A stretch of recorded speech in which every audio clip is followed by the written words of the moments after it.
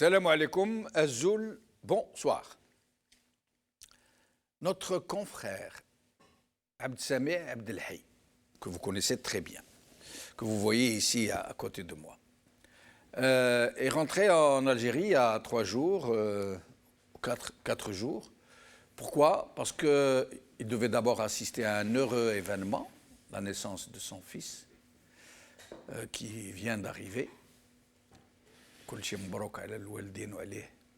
Et il devait aussi assister à un procès de pure forme où il devait être relaxé, voire réhabilité. C'est une vieille affaire. On va en parler dans un petit moment. Eh bien, Abdessameh est en prison. Il a été incarcéré. Il a été mis en prison, condamné à 3 ans de prison ferme. Il en a déjà fait 2 ans et demi sans jugement. Et depuis 2013. Et là, il a fait 25 mois exactement. Et là, il va faire encore 11 mois de prison. Alors, il avait été donc incarcéré depuis l'été 2013 sur injonction du plus haut sommet de l'État. L'État entre guillemets, bien sûr, puisqu'en fait, il s'agit de Saïd Bouteflika himself. C'est lui-même qui avait donné les instructions très fermes pour que Abdelhaye Abdessameh soit mis en prison, jeté en prison. Abdelhaye Abdessameh allait passer plus donc de 2 ans et demi, enfin 25 mois, sans jugement. Il était prévenu. Il avait largement dépassé la durée légale de détention en prévention. Son affaire était cousue de fil blanc. On ne lui reprochait absolument rien. Il avait été accusé, à tort, d'avoir participé à l'exfiltration du journaliste Aboud Hicham, qui avait pu quitter l'Algérie via la Tunisie en bonne et due forme, avec un passeport algérien authentique, et le cachet de la douane et de la PAF. Abdessameh fut donc accusé de l'avoir aidé à sortir, alors que monsieur est sorti par la douane, par la PAF, le plus normalement du monde, avec son passeport. Abdessameh fut donc jeté dans les geôles du pouvoir, sans jugement, sans dossier, et malgré tout ce que la presse et ses avocats avaient suscité de clameurs. On ne défiait pas les Bouteflika impunément, semblait être la réponse à toutes les demandes de libération. Et un beau jour, le 21 septembre 2015, Abdessameh fut élargi, après 25 mois de détention, appelé à comparaître plus tard, à comparaître libre. Il sortit donc, et comme il n'avait pas encore été jugé, il ne fut pas réintégré dans son emploi de directeur de la radio de Tébessa. Et il ne put trouver aucun emploi de journaliste dans tout le pays. Il était devenu un pestiféré. Il dut s'exiler, venir en France pour essayer de trouver du travail. Et nous eûmes le plaisir à Al-Magharibia de l'accueillir parmi nous. Il fit un très bon travail, vous avez pu le suivre vous-même dans ses différentes émissions. Il devait donc passer en justice quasiment par simple formalité. Et tout le monde, y compris lui-même, s'attendait à une relaxe pure et simple, voire même, comme je l'ai dit tout à l'heure, à une réhabilitation, ou du moins à des moyens qui pourraient lui permettre de demander une réhabilitation, puisque tout le monde sait que c'est le régime cette Issaba, que le régime appelle aujourd'hui Issaba, c'était elle qui était à l'origine de son emprisonnement. Cette Issaba dont on nous dit qu'elle est toute entière en prison. Et donc, il y a quelques jours, Abdessameh est parti en Algérie pour 2 raisons. Comme je vous l'ai dit, la première était cet heureux événement qui l'attendait, et et, 2 la seconde était cette convocation de passer en justice. il était parti confiant, Abd Samih. Il parlait même de demander une indemnisation pour les 2 ans et demi qu'il avait passé en prison.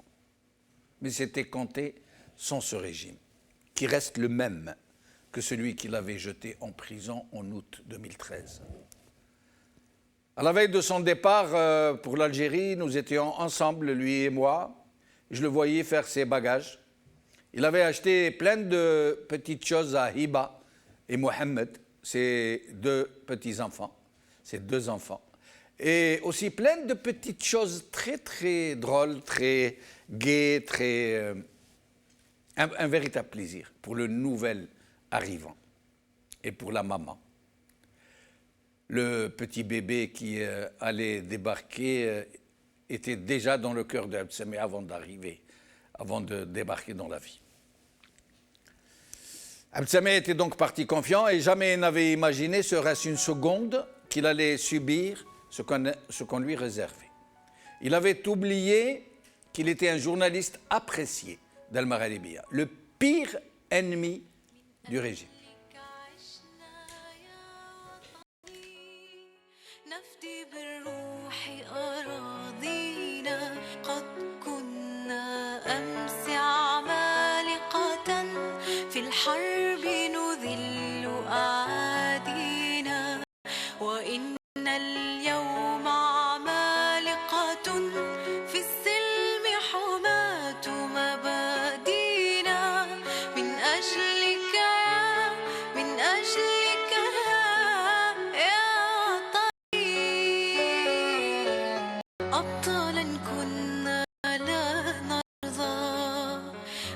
الأمجاد تحيينا نزهو بالماضي في ثقة والحاضر يعلو ماضينا فجرنا الثورة من أزل سجل يا دهر معالينا والنصر الأكبر كان لنا مجدا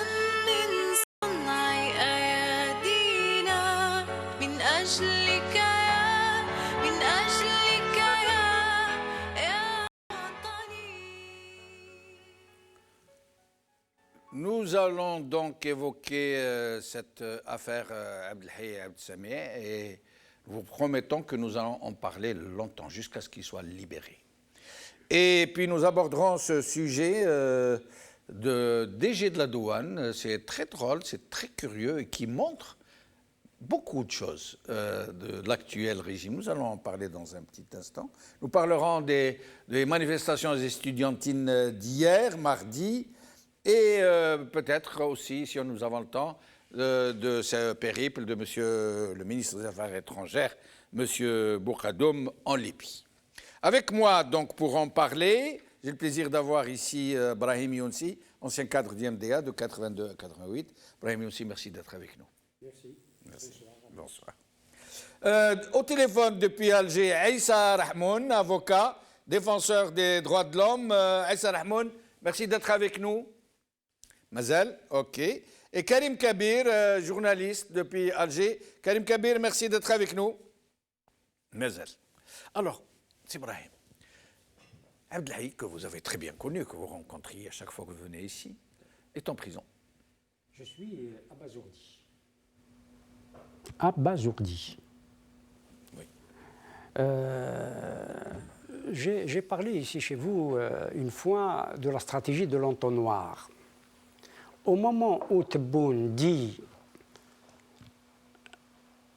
avoir élargi 3470 détenus de droit commun, il met... Une grâce d'ailleurs qui a provoqué pas mal de problèmes puisqu'il y a eu des émeutes, une mutinerie à Lombez dont la presse n'a quasiment pas parlé. Tout à fait, tout à fait, oui. Tout à fait.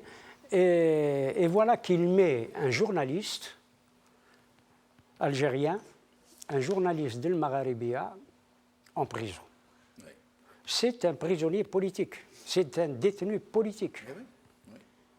Oui. Quelle confiance avoir et faire dans ce régime, dans ce pouvoir, qui n'a pas de politique pénale, qui n'a pas de justice. Cela a toujours existé.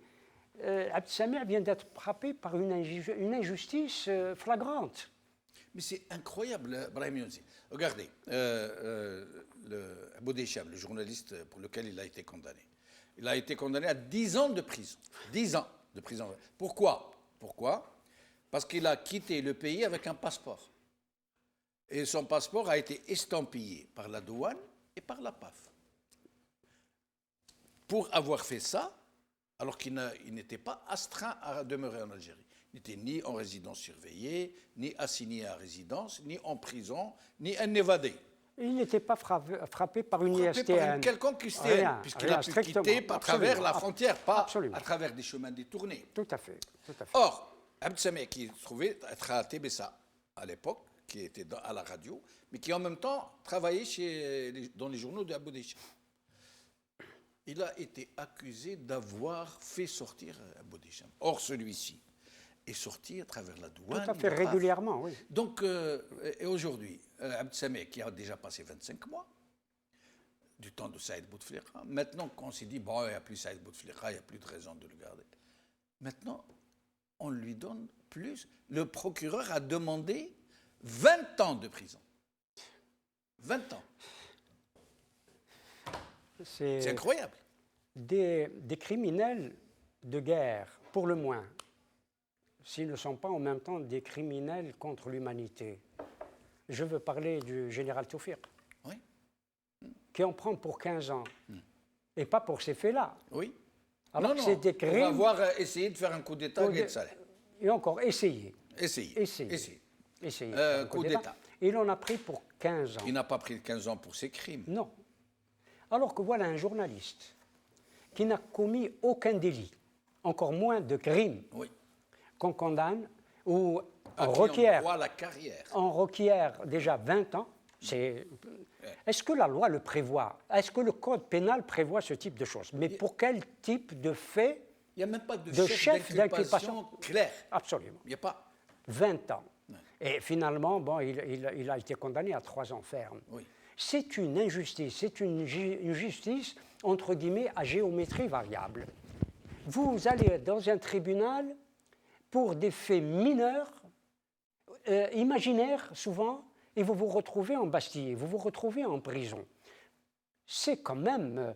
quelle confiance peut-on avoir dans une administration comme celle-là? Quelle confiance peut-on avoir dans une justice comme celle-là? La plupart des détenus dits de droit commun, et nous le savons, nous ne parlons jamais presque d'eux, alors que les 80% subissent de l'injustice, sont victimes d'injustice. Et souvent parce qu'ils n'ont pas les moyens de payer la dîme de la corruption.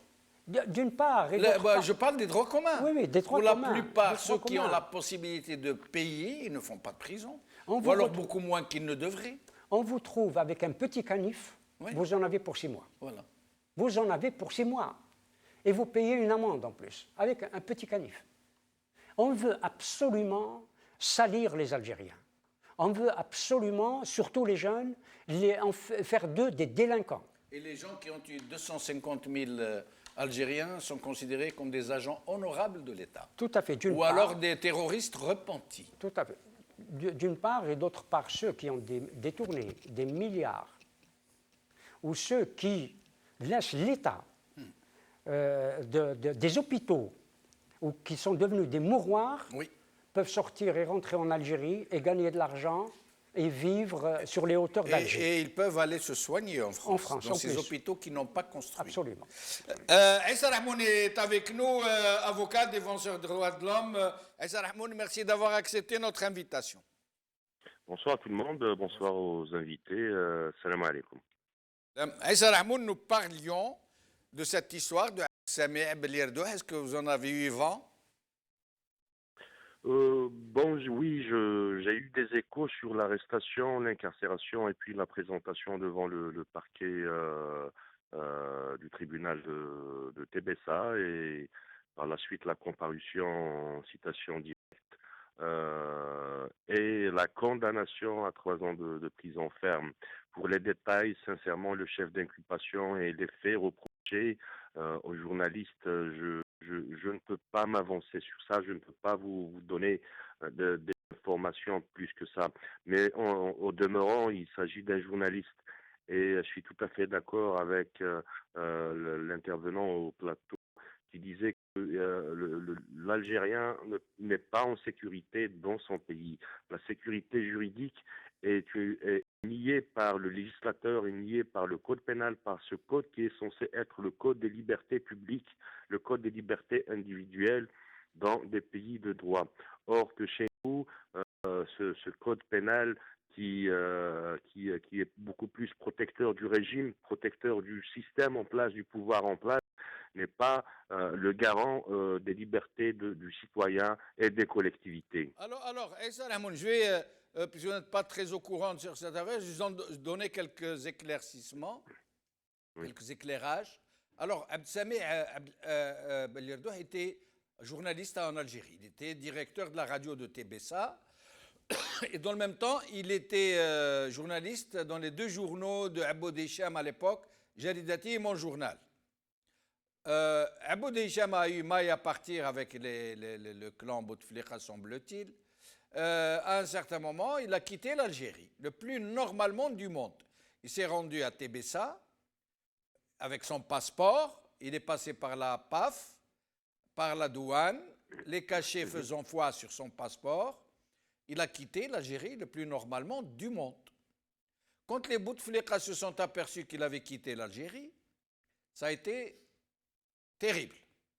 Des arrestations, des interpellations, des menaces de limogeage de responsables. Mais ce que nous savons, c'est que Abdessamih a été arrêté pour avoir aidé à l'exfiltration de Aboud Hicham. Or, Aboud Hicham, comme je viens de le dire, n'a pas été exfiltré, il est sorti par la frontière avec un passeport. Et donc, Abdessamih a été jeté en prison. Il est resté 25 mois sans jugement en prison. 25 mois exactement. Puis, un beau jour, il a été élargi. On lui a dit, bon, qu'après plusieurs grèves de la faim et beaucoup d'affaires à l'international, on lui a demandé qu'il pouvait aller chez lui et attendre qu'on le convoque pour son procès. Et donc, entre-temps, on l'avait rassuré, on lui avait dit non, c'est bon, cette histoire est cousue de fil blanc. Le jour où vous serez appelé, certainement qu'ils vont vous gracier, qu'ils vont vous acquitter, et que même cela va vous permettre peut-être de demander une réhabilitation et même plus une indemnisation. Et donc, il était parti cette fois-ci, comme ça, étant sûr et certain qu'il n'allait pas être condamné. Mais il avait oublié une chose, c'est qu'il était journaliste à Al-Magharibia. Et donc, le procureur a requis 20 ans de prison contre lui, pour un délit qui n'existe pas. Et enfin, fin de compte, Aboud Hicham a été condamné à 10 ans de prison ferme et mandat international d'amener, nous dit-on. Et Abdessamih a 3 ans de prison ferme. Ça veut dire qu'il lui reste à faire 11 mois par rapport aux 25 mois qu'il a déjà effectués. Et voilà, je vous laisse commenter. D'ores et déjà, c'est une absurdité. C'est une absurdité. Pourquoi? Il faut se poser un tas de questions. La première question, ce journaliste qui travaillait quand il était en Algérie dans une radio, au niveau d'une radio locale, et chez 2 journaux d'une personne, d'une personnalité ou d'un journaliste décidant des services secrets qui attaquaient le clan présidentiel, le clan Bouteflika.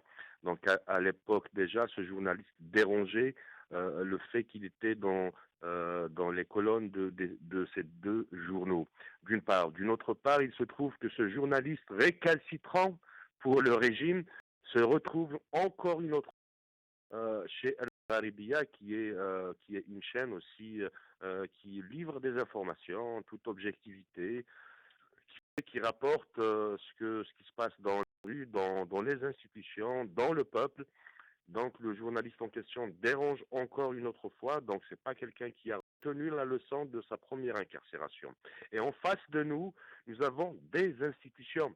Et parmi ces institutions, les services de la douane, de la PAF, qui, par un contrôle routinier, à l'occasion de leur travail, ont vérifié effectivement le passeport de Hicham Aboud, caché et griffe de la PAF faisant foi. Jusque-là, le passage de frontière de Hicham Aboud est tout à fait normal. Mais l'absurdité, elle se situe à quel niveau? L'absurdité, elle se situe, c'est le fait d'incarcérer un journaliste pour deux actes qui est le même arbitraire en fin de compte. C'est le fait d'écrire dans deux colonnes de journaux d'opposants au clan du président Bouteflika et ses frères, au clan royal, familial, et d'une autre part le fait qu'il est toujours dans la ligne éditorialiste de l'opposition de la construction d'un État de droit, d'un État démocratique. Souvenez-vous que Mohamed Benchikou avait subi le même sort. Souvenez-vous que Maître Mesli avait subi le même sort, que le docteur Salah bin Sidhom a subi aussi le même sort. Donc, en fin de compte, le code pénal et toute la nomenclature juridique, tout l'arsenal juridique algérien est fait pour protéger le régime, mais jamais protéger l'Algérien et les Algériens. Ça relève d'une absurdité chronique, le cas du journaliste qui travaille, qui collabore aussi avec le Magharibiya.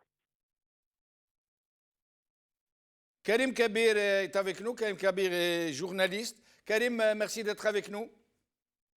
Bonsoir Jamal, bonsoir à vos invités, à Maître Issa Rahmoun et à tous les spectateurs de Magharibiya. Merci. Il y a Brahim Younsi qui est avec nous sur le plateau. Alors, vous le saluez aussi. Karim, vous avez entendu parler donc de l'incarcération et la condamnation de Abdessamih Abdelhaye à 3 ans de prison. Il en a fait 25, il lui en reste 11 à faire pour cette très curieuse affaire dite d'exfiltration de Aboud Hicham. Écoutez Jamal, pour être honnête avec vous, je ne connais pas tous les dessous de l'affaire, mais bon, j'ai bien écouté Maître Rahmoun à l'instant. Il a beaucoup évoqué donc quelques aspects de la question. Mais je vous dis sincèrement, ça c'est sur le plan du principe. Je ne pense pas que ça traduit quand même la bonne santé démocratique qu'on essaie de vendre, parce que la place du journaliste n'est pas en prison. Le délit de presse, Karim, je vais me permettre de vous rappeler les faits très rapidement parce que vous n'étiez pas avec nous. Alors, à l'époque, Abdessamih a travaillé dans les journaux de Aboud Hicham.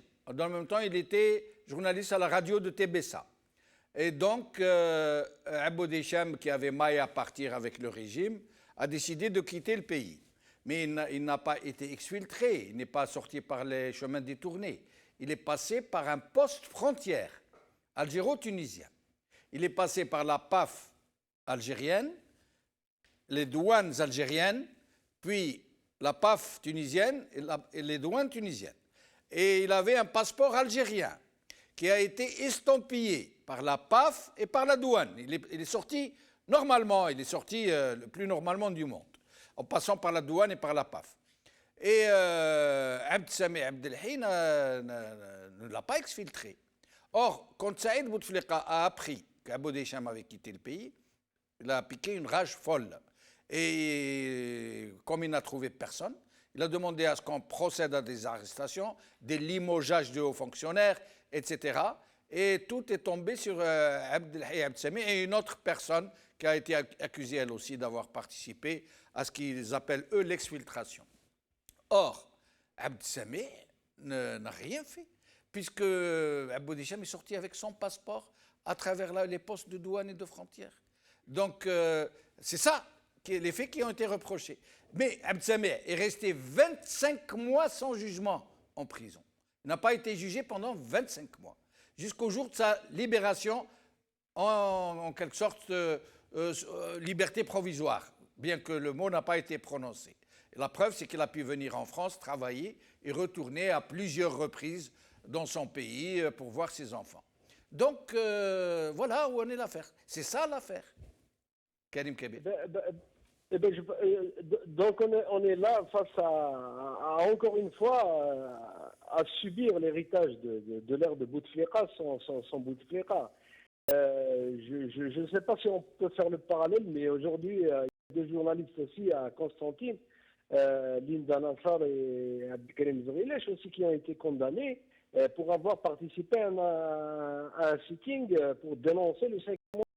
Voilà. Voyez-vous, Absolument, absolument. On est encore à subir l'héritage de Bouteflika sans Bouteflika, ce qui est une aberration. Et je ne sais pas maintenant, encore une fois, est-ce que au niveau local, il y a des nababs qui ont des trucs à régler avec Abdesamé.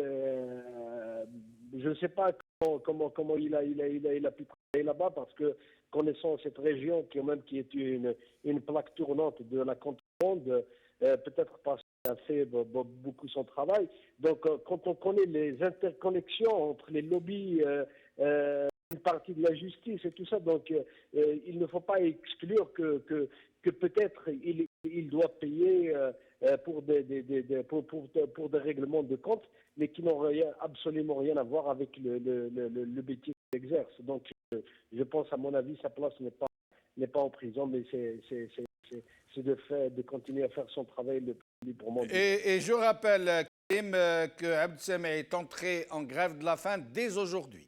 Il est déjà en grève de la faim et il affirme qu'il restera ferme sur sa décision.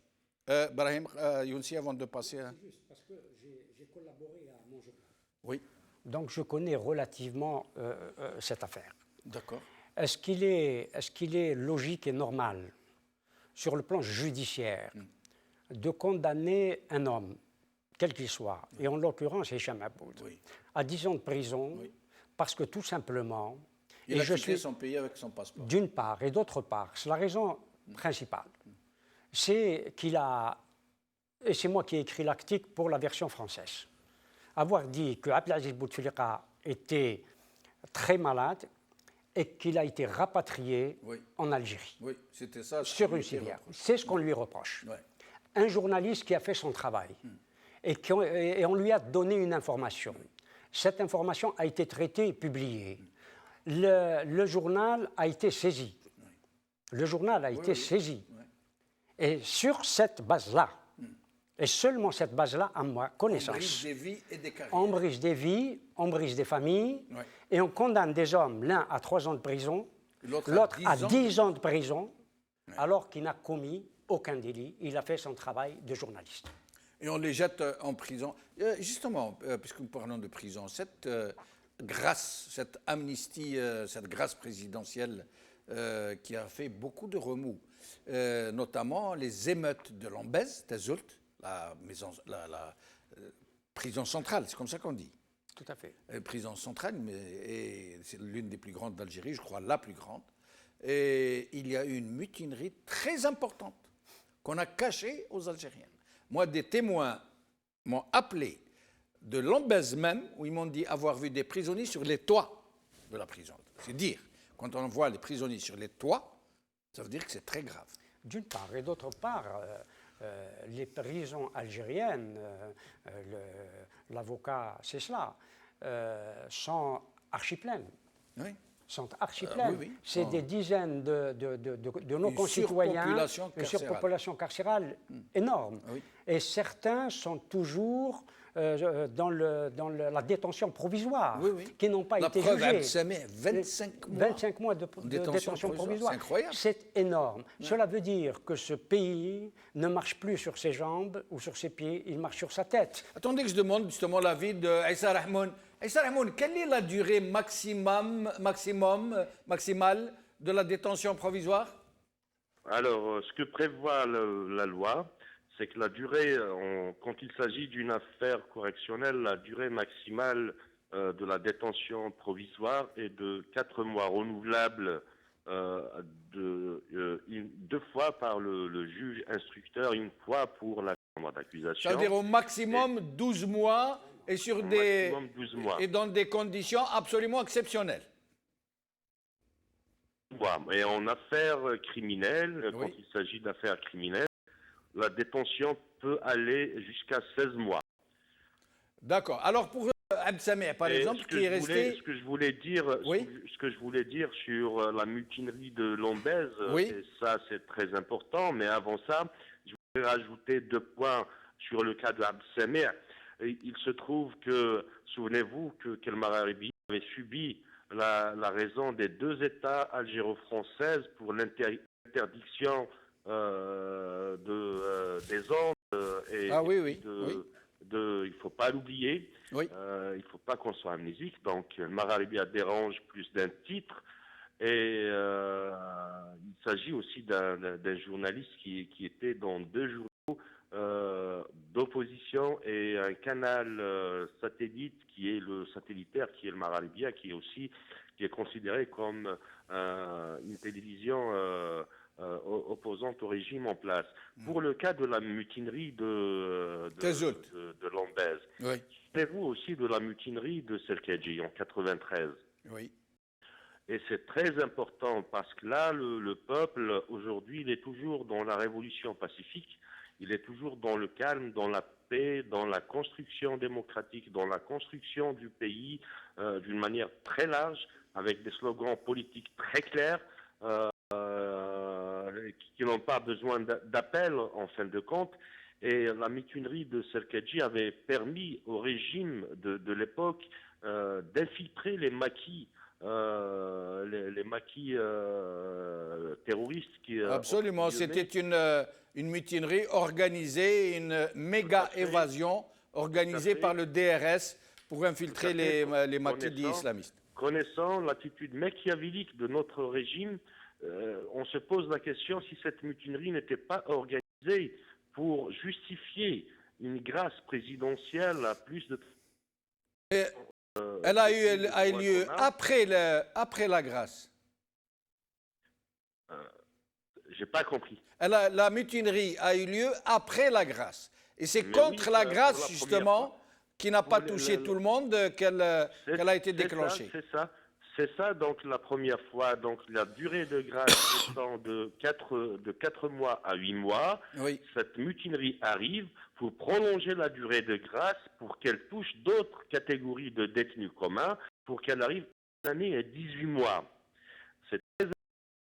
Et du coup, est-ce qu'on n'est pas dans une logique de libérer des détenus de droit commun pour infiltrer, en fin de compte, le Hirak qui reste...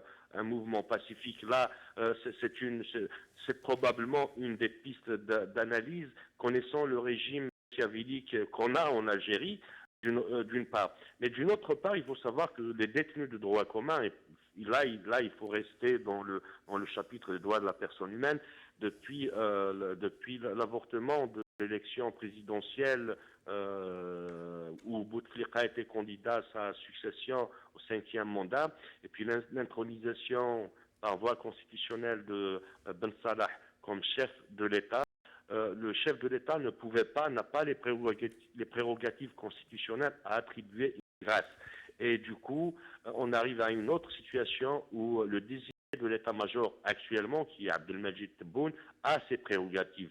Ça a tardé, il y avait eu un grand retard pour les détenus de droit commun, et cette grâce arrive parce que dans les mœurs, dans les traditions des grâces, il y a le 5 juillet et le 1er novembre. Oui. Est-ce que c'est une mesure d'apaisement ou c'est une mesure pour infiltrer le Hirak? Le temps va nous dire et va nous éclairer sur ça. Et j'entends bien ce que vous dites, Issa Rahmoun, restez avec nous. Alors, Brahim aussi, nous allons passer au sujet suivant, celui de cette très curieuse histoire de la nomination d'un nouveau DG de la douane, et puis changement de... Alors, voilà, M. Tebboune décide de remplacer l'actuel DG de la douane. Il le fait remplacer par quelqu'un d'autre. Il le nomme par décret. Il fait valider la nomination par un conseil des ministres et l'information est donnée un peu partout, toute la presse s'en fait l'écho, ça y est, le monsieur est quasiment installé, l'autre est sur le départ en train de faire ses cartons et puis tac, ça tombe. Non, le DG, l'ancien DG, ne part pas, il reste DG, et celui-là, il n'est pas nommé DG, il reste chez lui. Brahim Younsi. Qu'est-ce que vous avez compris dans cette histoire? C'est d'autant plus surprenant que la directrice générale, parce que c'est une femme qui a été nommée à la direction générale des impôts, a été installée. Oui. On a limogé l'ancien DG des impôts. Oui, mais on a limogé le directeur général, aussi le DG de Naftal. Oui. Vraisemblablement, son successeur va être nommé et installé. Et effectivement, Tebboune était tout heureux d'annoncer, d'une certaine manière, la nomination d'un jeune homme, entre guillemets, de 40 ans à la direction générale des douanes. Un poste éminemment sensible en Algérie, il faut le rappeler. Considéré quasiment comme paramilitaire. Oui. Et comme le verrou de la grande corruption. Tout à fait. Ouais. Donc stratégique. Oui. Donc très stratégique. Donc stratégique. Notamment pour la junte. Et oui. Voilà. Et oui. Il est évident que le commandement militaire n'était pas d'accord avec cette nomination. Et ils auraient donné un coup de sifflet? Oh, certainement. C'est un stop. Clair. C'est un stop clair. Il n'y a même pas à discuter. Il n'y a aucune discussion. Mais vous croyez vraiment à ce genre de... Ah ben oui. C'est l'évidence même. Mais ici, la branche sur laquelle ils sont assis, c'est eux qui l'ont ramené. C'est eux qui l'ont fait passer à travers une fraude électorale la plus massive jamais connue depuis 1962 dans un pays qui pratique allègrement la fraude. Et ils l'humilieraient de cette façon. Parce que c'est eux-mêmes qui les humilient. Comment il s'appelle, Abdelmajid Tebboune a essayé de s'autonomiser d'une certaine manière derrière le Conseil des ministres. Dire un Conseil des ministres qui se tient, les décisions sont publiques, ont été annoncées à la presse, etc. Bon, que peut-être que l'état-major et les services de sécurité par voie de conséquence ne bougeraient pas, ne feraient rien, parce que précisément, ça ferait désordre. Oui, ça ferait désordre. Et le désordre y est, parce que l'état-major, me semble-t-il, le commandement militaire, lui a mis des lignes rouges qu'il ne doit pas dépasser. Attention, vous prenez trop au sérieux, il vient de les dépasser. On ne vous a pas mis pour prendre ce genre de décision. Absolument. Absolument. Et lui, il accepte une telle humiliation? Oui, mais il a accepté depuis longtemps toutes les humiliations. C'est vrai, même du temps de Bouteflika. Il a été humilié combien de fois? Oui, il a été humilié combien de fois? Il a été jeté comme un malpropre. Mais là, c'est grave.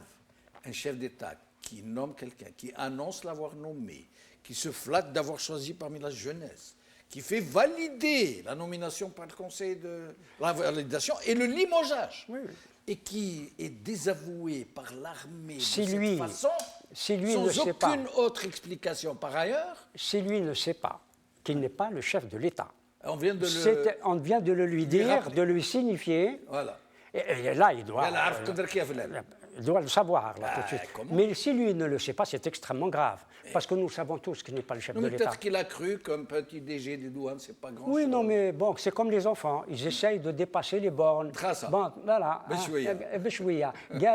Voilà. Je vais essayer de faire quoi? Je vais voir si mon père et ma mère vont me taper. Vont rien, je monte la tape au-dessus. Je monte la tape, voilà. C'est ce qu'il a essayé de faire. C'est un gamin qui est en train de jouer avec ses maîtres. Alors, Karim Kebir, sur cette histoire très curieuse, très étrange, votre avis sur la question?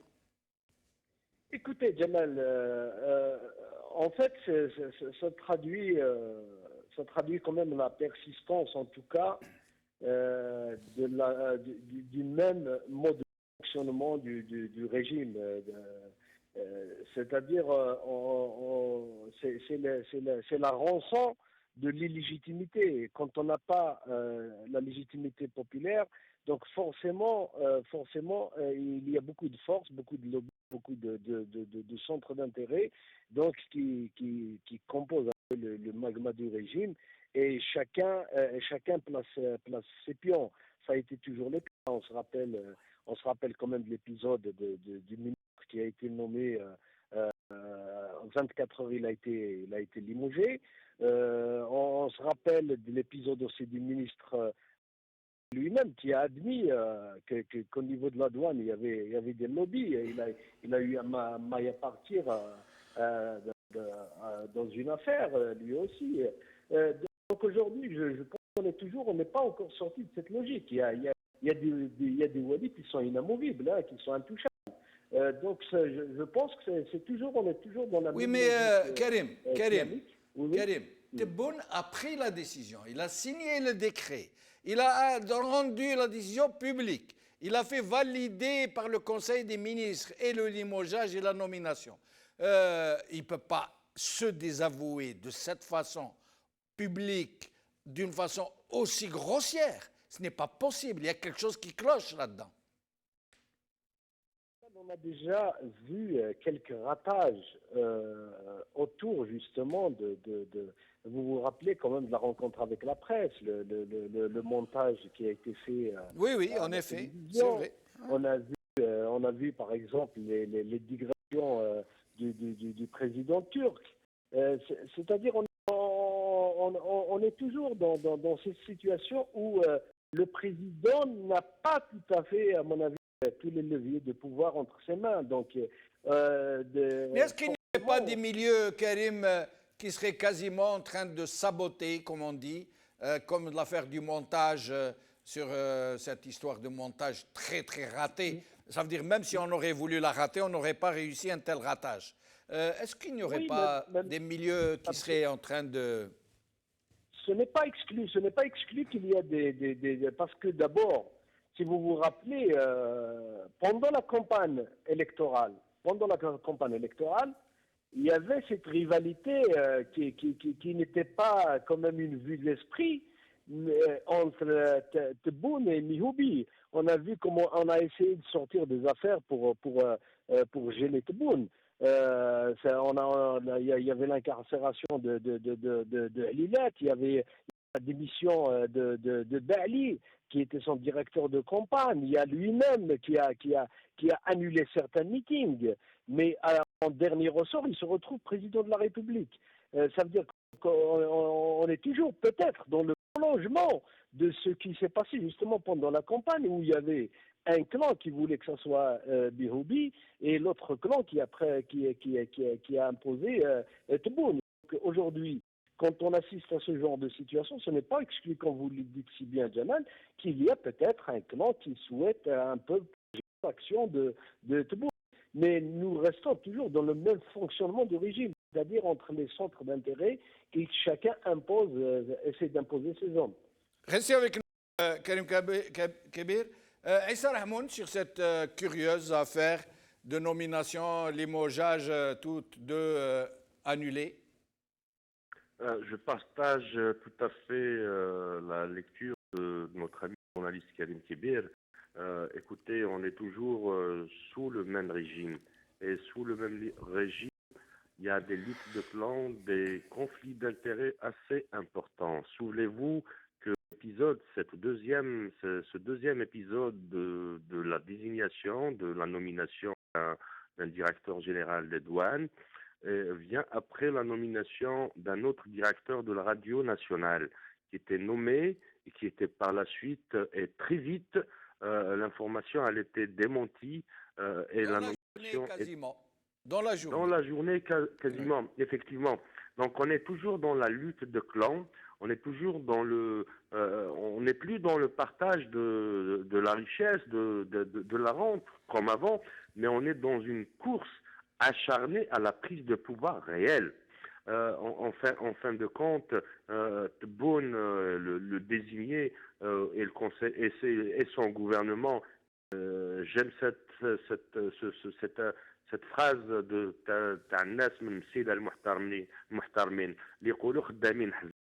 c'est des tâcherons. Ils sont là pour une mission, c'est des faisans fonction sous la direction d'un régime qui veut s'approprier le pouvoir absolu en Algérie. Mais Issa Rahmoun, permettez-moi de vous interrompre. Vous dites c'est une course au pouvoir réel. Moi, il me semble, comme ça, à vue d'œil, que ceux qui ont le pouvoir, ça se voit déjà qu'ils l'ont. Ce n'est pas, en tout cas, ceux qui ont nommé le nouveau DG des douanes et qui ont limogé l'ex-DG de douane. C'est l'inverse. Ce sont ceux qui ont annulé la nomination de l'un et le dégommage de l'autre. C'est ça le véritable pouvoir. Reste à savoir qui est-il. Voilà, ce n'est pas le même centre de décision qui ont pris cette décision, cette fameuse décision de nommer une personne et le maintien de l'ex-DG. Je vous donne deux indices qui sont très importants. Le premier indice, c'est la libération des détenus par voie de justice parce qu'il n'y a pas les mécanismes d'application du code pénal ne se trouvent pas en fin de compte dans les faits reprochés aux animateurs du Hirak. D'une autre part, on continue à arrêter, à incarcérer, à mettre en mandat de dépôt des jeunes et des animateurs du Hirak. Premier indice. Deuxième indice, c'est les deux cas de figure. Le premier cas de figure, c'est la nomination d'un DG de la radio nationale, relevé de ses fonctions le même jour. Et le deuxième cas, c'est le cas du DG de la douane.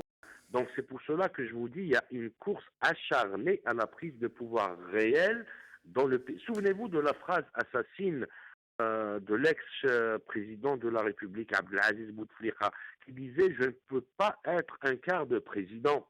Et c'est à partir de là que la course au pouvoir réel est engagée entre la présidence, les services de sécurité, le DRS entre autres, la police politique et l'état-major de l'armée. Bien sûr, en actionnant les relais de l'oligarchie et du monde de la finance. On est à peu près dans la même configuration de prise de pouvoir. D'une part, il y a Abdelmajid Tebboune qui essaie de se confirmer et Sioun Fqalnab, c'est le petit exemple du petit enfant qui essaye de gagner quelques mètres, de passer quelques bornages interdites par la famille, quelques lignes rouges et à la fois il est très vite interpellé, très vite rappelé par l'ordre établi en lui disant et tu n'es pas souverain parce que tu n'es pas légitime en fin de compte. Restez avec nous, Aïssa Rahmoun. Brahim Younsi, finalement, c'est vrai, c'est une vraie question.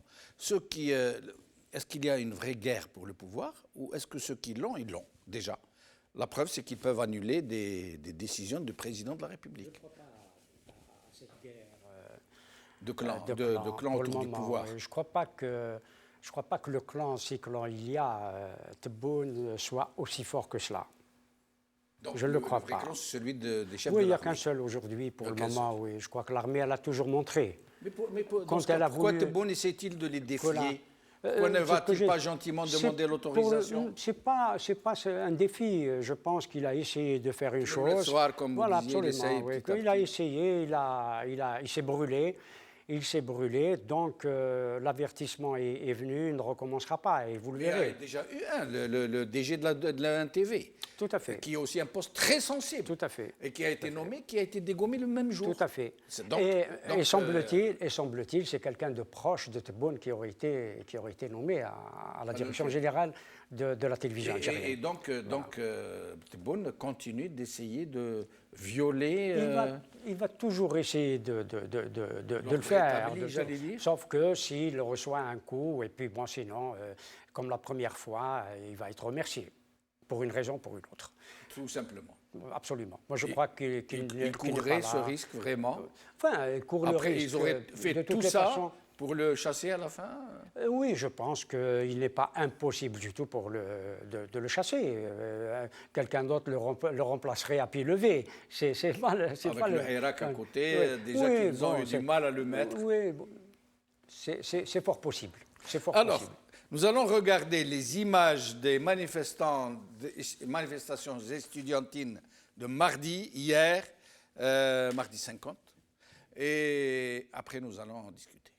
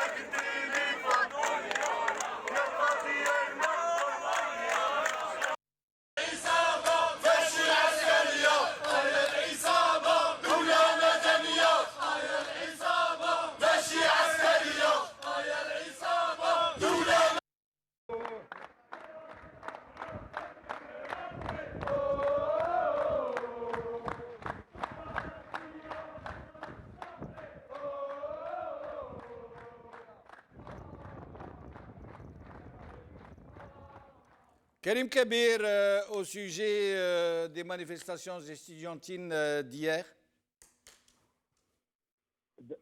Allô? Oui, oui, Karim, on vous entend.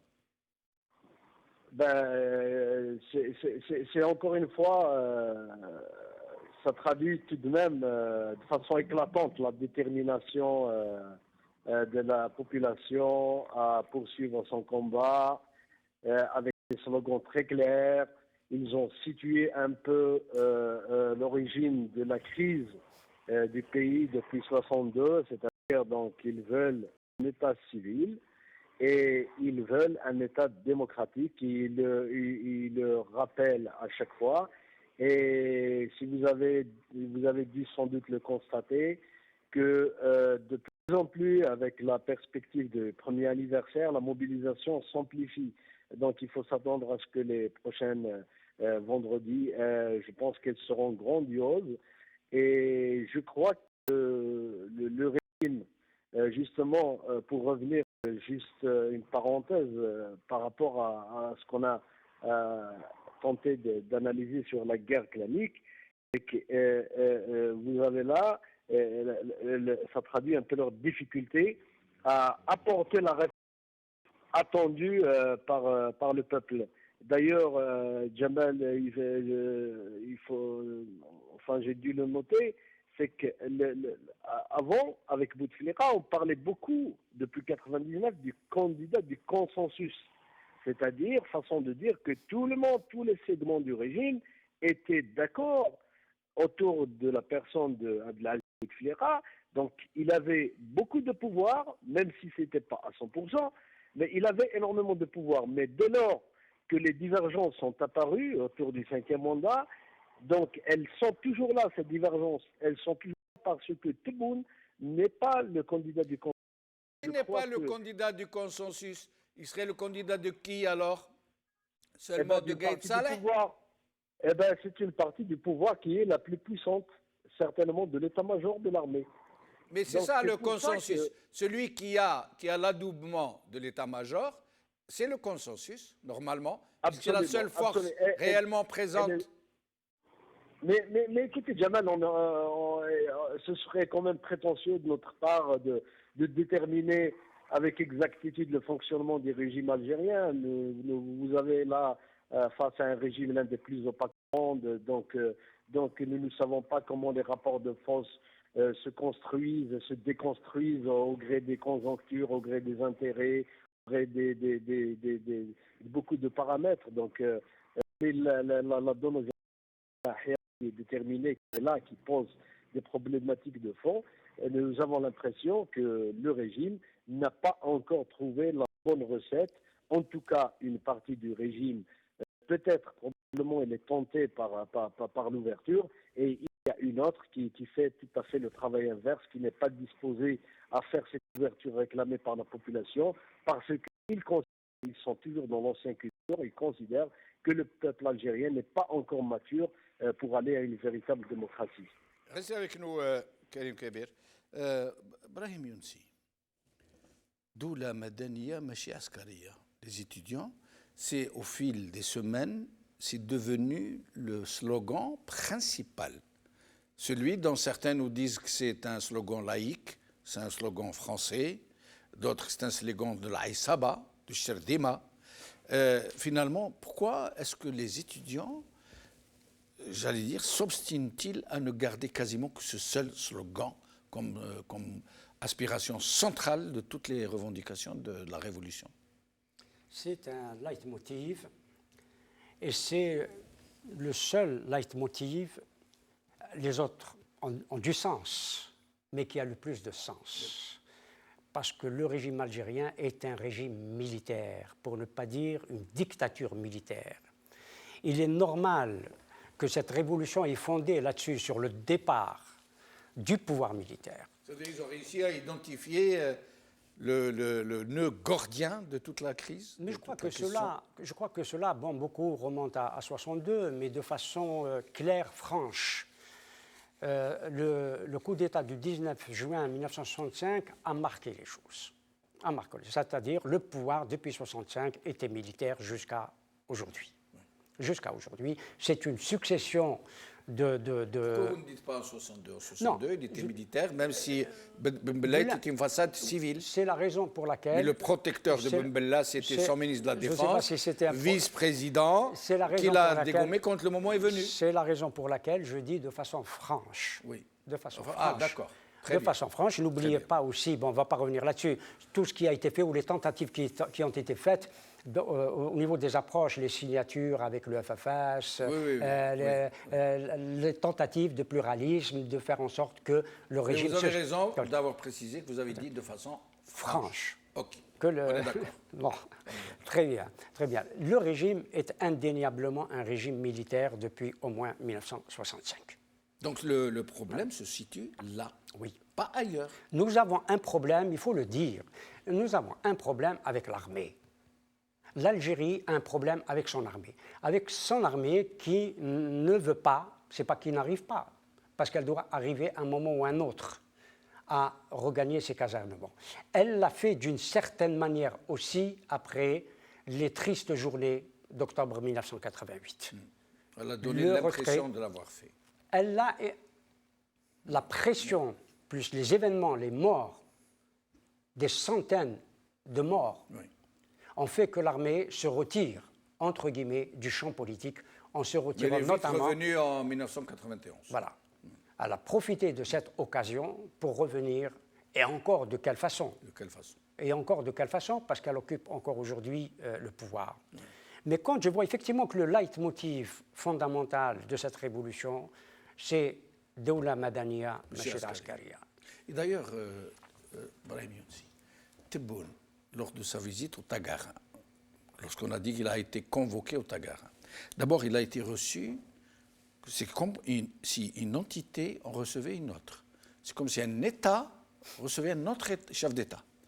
Tapis rouge, drapeau national, fillette avec des fleurs. Vous avez parfaitement raison et à propos de soulever cette question-là.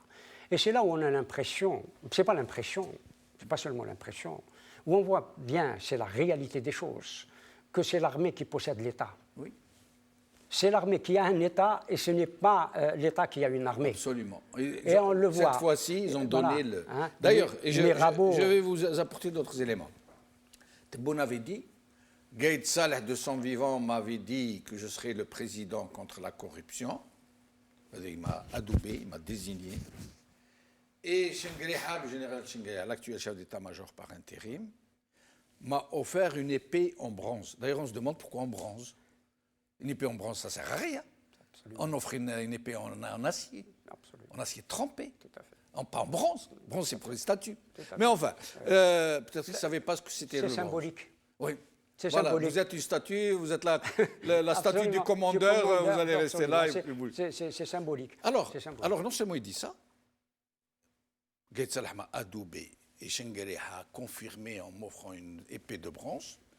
Et la deuxième chose qu'il dit, qui est énormissime, qui a été passée sous silence par tous les médias, il a dit ceci. Il a dit c'est grâce à l'armée et au peuple, il a rajouté comme ça au passant, que ces élections ont pu se faire. Ça veut dire qu'il reconnaît publiquement, lui, le chef d'État, que c'est l'armée qui a fait les élections et donc qui a fait la fraude. Tout à fait. C'est incroyable. Ben oui, mais il reconnaît qu'il y a eu fraude.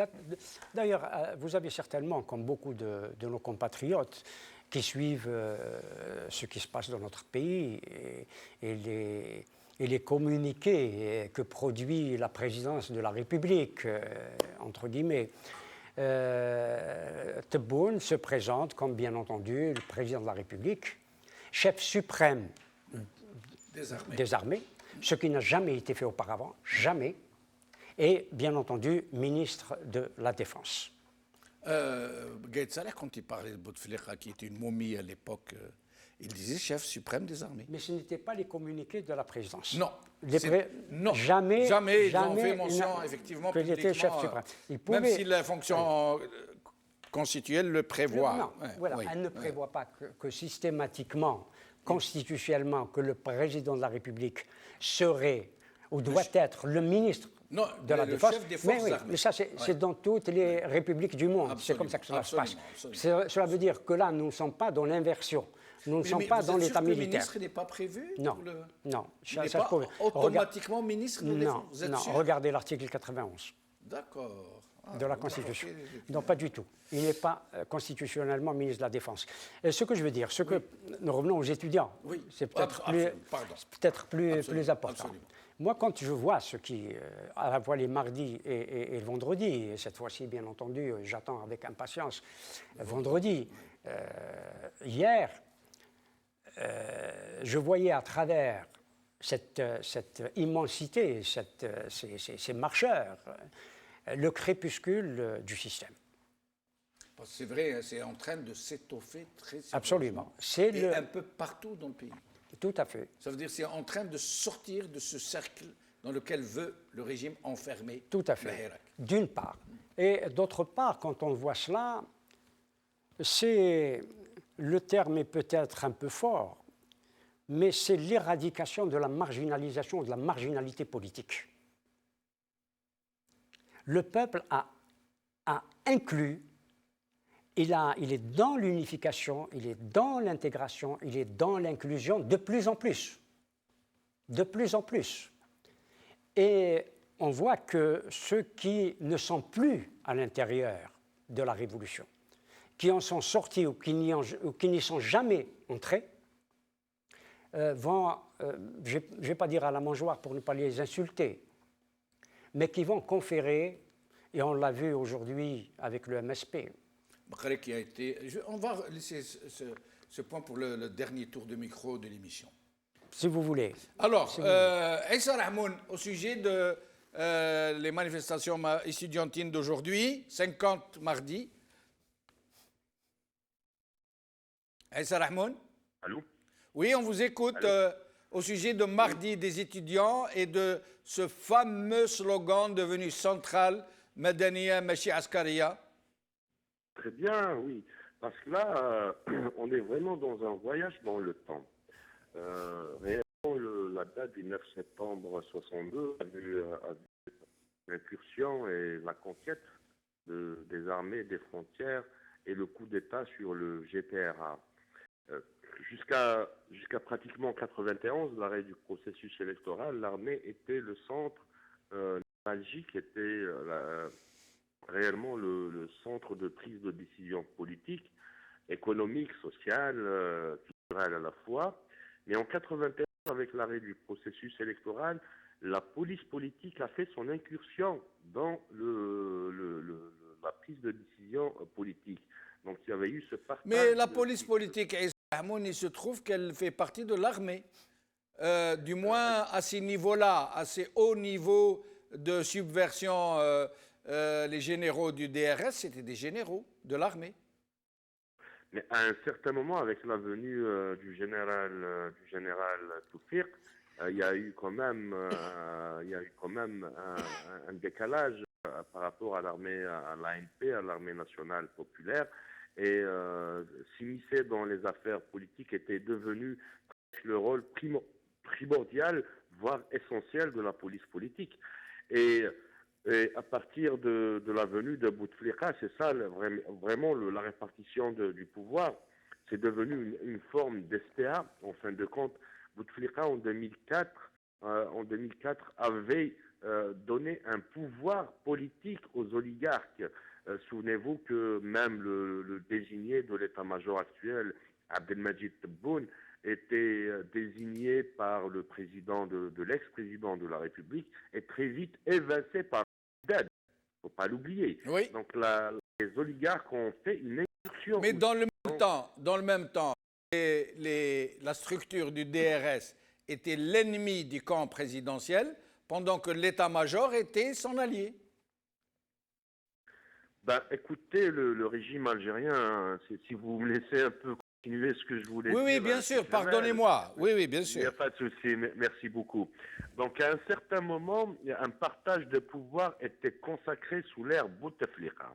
Donc, on a des hommes d'affaires, ces oligarques qui étaient intouchables parce qu'ils étaient très proches du cercle présidentiel. On a le cercle présidentiel, ce clan présidentiel. À l'occasion d'ailleurs, à l'occasion de la dénonciation de l'opération Atrak 2, je me souviens qu'on avait animé un point de presse au niveau de la Ligue algérienne de défense de l'homme, où un journaliste me posait la question: que pensez-vous de cette polémique entre la présidence et le DRS? Le DRS dit que la présidence vole, dilapide et détourne les richesses des Algériens, et la présidence rétorque et disent que le DRS a commis des crimes contre l'humanité. Les deux n'ont pas tort. Les uns ont commis des crimes contre l'humanité, les autres ont dilapidé la richesse du peuple algérien. Dans la configuration du système Bouteflika, il y a 4 principaux actionnaires du régime: l'état-major de l'armée, les oligarques et la présidence. Et à l'occasion du cinquième mandat de l'ex-président Abdelaziz Bouteflika, il faut savoir que déjà le DRS étant laminé, rattaché à la présidence à travers Béchir Tartag. D'ailleurs, le dimanche prochain, le 9, ça va être le procès de Toufir Tartag et Saïd Bouteflika, qui sont accusés d'essayer un coup d'État à l'encontre du chef de l'état-major, Rabbi le Gaïd Salah. Donc le DRS étant dissous dans ses fonctions de police politique, les oligarques étant mis en prison, le clan présidentiel étant laminé parfaitement, il ne reste qu'un seul décideur. C'est pour ça que je vous dis que c'est un voyage dans le temps. Je fais appel au GPRA pour la mémoire, et il reste effectivement, c'est pour cela le slogan des étudiants et le slogan de actuellement, c'est Madaniya Machi Askaria. On a fait un voyage dans le temps. C'est toujours l'état-major de l'armée, cette jeune militaire qui gère jusqu'à aujourd'hui les affaires politiques. Et restez avec nous, Issa Rahmoun. Karim Kebir, dernier point de l'émission. Monsieur Makri, qui est enfin reçu par Monsieur Tebboune.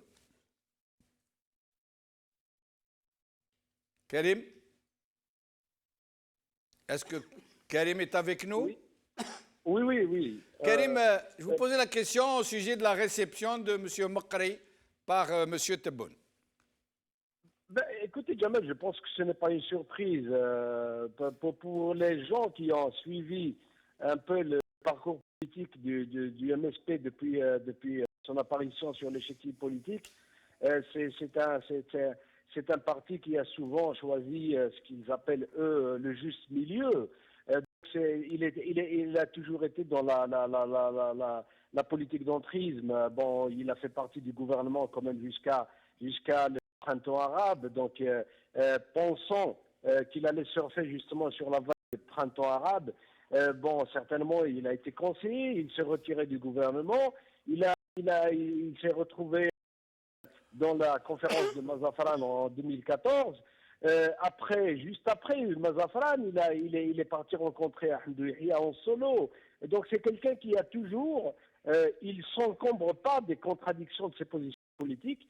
C'est quelqu'un qui a toujours mis de fer au feu, un pied dans l'opposition et un pied dans le pouvoir. Donc il fonctionne comme ça parce que aujourd'hui, il faut le dire, le grand mérite du Hirak, c'est d'avoir un peu remis à plat tout ce qui existe sur tout ce qui a été fait jusque-là en termes d'architecture institutionnelle, du champ politique, du champ médiatique, et tout. Il a remis en question un peu tout ça. Donc aujourd'hui, le MSP se retrouve donc dans une position très inconfortable. On l'a vu d'ailleurs, ça s'est manifesté à travers la rencontre de Ain Benyen. Et puis, juste après, on a vu sa position vis-à-vis des élections présidentielles. Il n'a pas dénoncé, il ne s'est pas opposé à la tenue du scrutin. Il a coupé la poire en deux en disant que nous ne soutenons aucun candidat. Et récemment, il a exprimé ouvertement sa disponibilité à dialoguer. Et donc aujourd'hui, je pense que c'est quelque chose qui ne doit pas surprendre de la part d'un parti qui est habitué à chercher à beaucoup plus un positionnement Et, et, pour le pouvoir, sans plus. et restez avec nous jusqu'à la fin de l'émission, Karim Kabir. Aïssa Rahmoun, en moins d'une minute, parce que nous arrivons à la fin de l'émission au sujet donc, de la réception de Makri, mais aussi de Talay al-Hurriyat. Et ce n'est pas Benflis, si je rappelle, c'est son remplaçant qui a été reçu par M. Tebboune. Aïssa Rahmoun? Aïssa Rahmoun?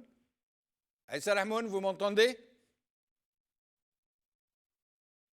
Bien, donc, dommage, nous aurions voulu donner le mot de la fin à Aïssa Rahmoun avant, enfin, pas le mot de la fin, lui donner une dernière fois la parole. Mais ce sera pour une autre fois, Inch'Allah. Alors, Brahim Younsi, nous arrivons bientôt à la fin de l'émission. D'abord, au sujet de M. Tebboune qui vient de prendre une autre mesure, on vient de le dire à l'oreillette. Il vient de limoger le PDG de Sonatrach, la vache à lait de l'Algérie, la première entreprise du pays, la seule entreprise du pays, suis-je tenté de dire. M. Kameldine Cheikhi, il a été limogé. Et il a été remplacé par M. Toufik Hakkar. Ceci étant dit, qui sera l'objet d'une autre émission, alors sur ce que nous sommes en train de dire sur la réception de messieurs du MSP et de Talay al-Hurriyat. Je vous dirais, autant demander des oranges aux pommiers, comme dit Flaubert. Que pouvaient-ils faire que ce qu'ils ont fait? Nous connaissons leur parcours. Nous connaissons leur proximité plus que la proximité avec le pouvoir et le système. C'est leur... Pourquoi ne les a-t-il pas reçus parmi les premiers? Pourquoi cette quasi-humiliation de les avoir laissés en dernier? Peut-être pour Talay al-Hurriyat, je n'ai pas d'explication. Autant pour le MSP, il y a une espèce de triangle.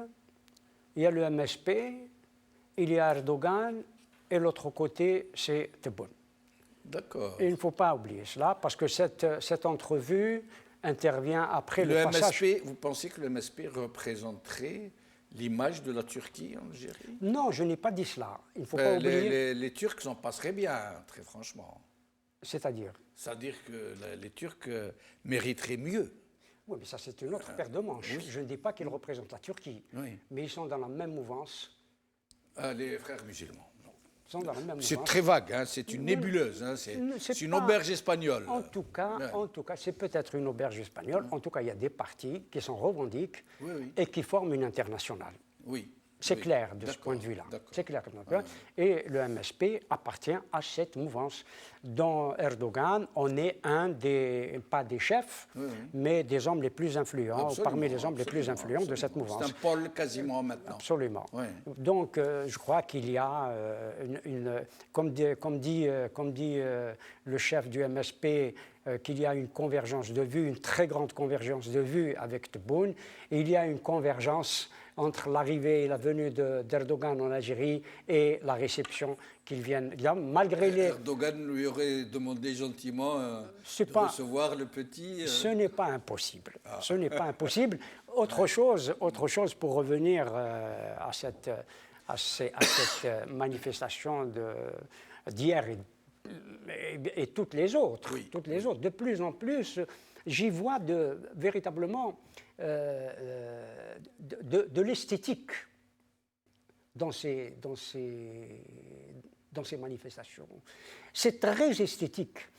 Il y a l'idée du beau. Vraiment, je trouve les gens beaux de plus en plus. Je trouve il y a l'idée du bon, parce que les gens sont très généreux les uns envers les autres. Et bien entendu, je trouve l'idée du juste et de la justice. C'est très beau en tout cas l'image. Hein.